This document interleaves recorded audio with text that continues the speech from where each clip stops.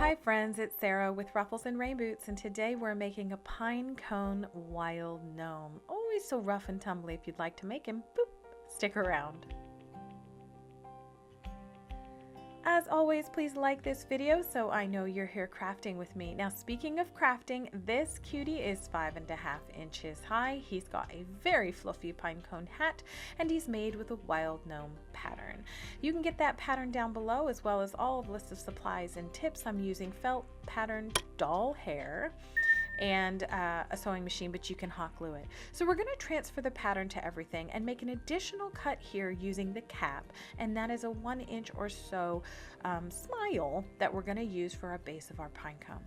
I'm going to sew this, so I'm putting everything together with pins, but you can hot glue this because it's a very small, very light gnome.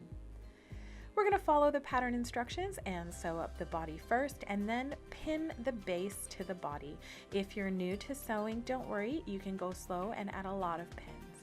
Be sure to start and stop your stitches, which is start and reverse, so that nothing comes undone. Pull it off of your sewing machine and then run your fingers around the seam, making sure you've got everything in there. Turn it outside right and set it aside.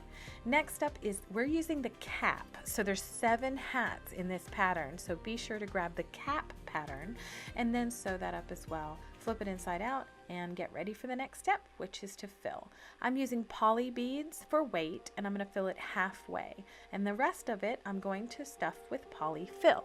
Be sure to stuff your body as full as you can to where it bounces back when you squeeze it. All right, so you can hand sew this up, your choice. I am going to use hot glue, have my handy dandy finger protectors on, and I'm going to spread the glue. It's not a lot of hot glue that I'm using, but I'm spreading it out through this opening and kind of pulling it toward me. And in just a second, I'm going to cut off that glue that seeped out so we can have a nice flat finish. I'm just going to repeat it for the second side. Again, you've seen me sew these before. You can definitely do that.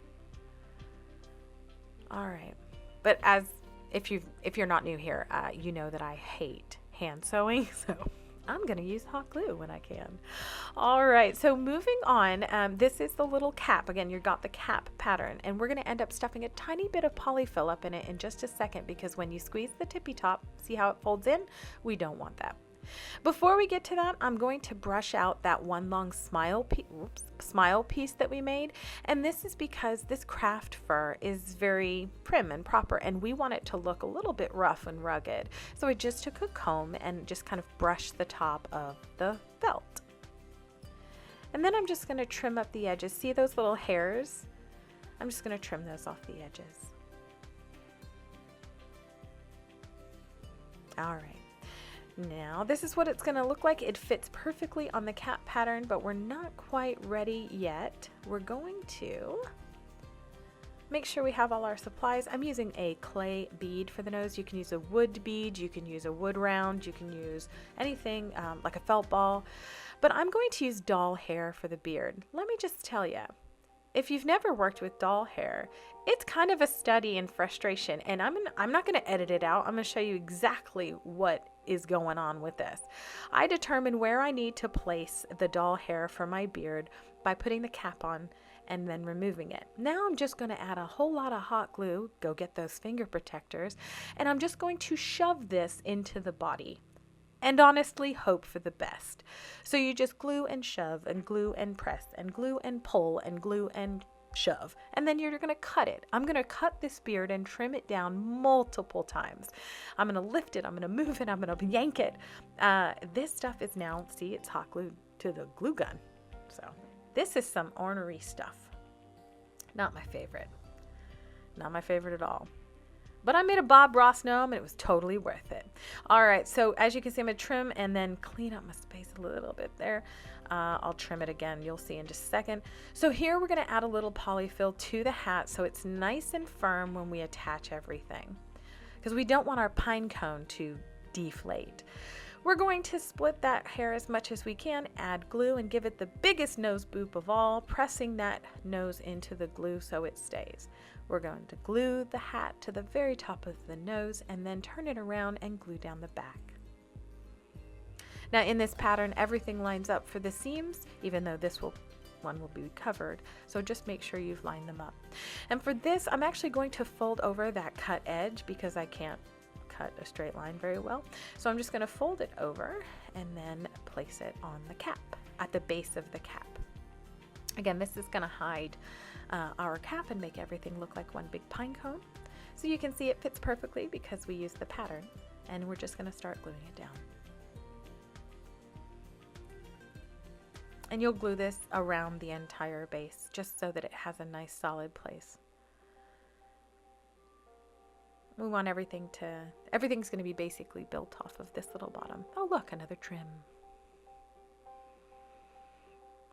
I laugh about this stuff, but I'm telling you, I love it and I don't love it at the same time.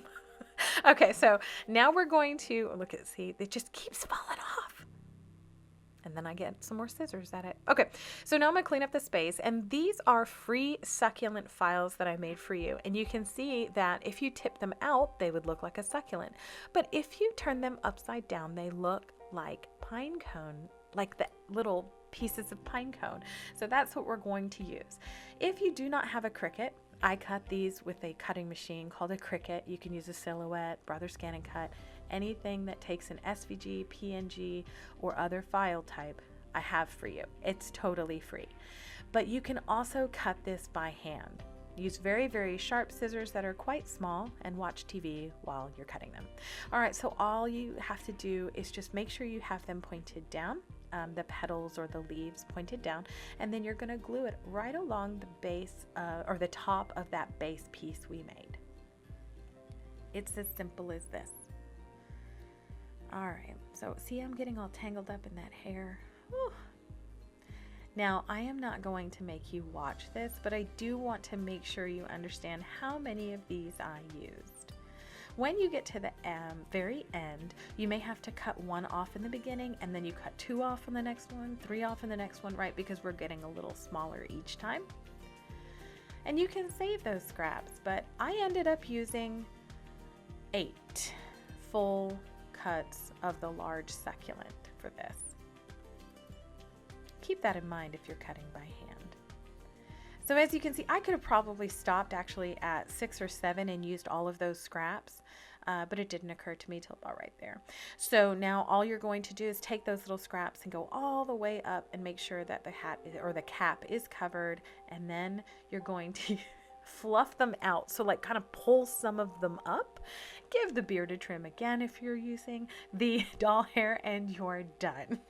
What do you think of this guy? Let me know in the comments below. Be sure to get the Wild Gnome pattern. 7 hats, tons of stuff. Thanks for joining me. Like and subscribe for more crafty fun.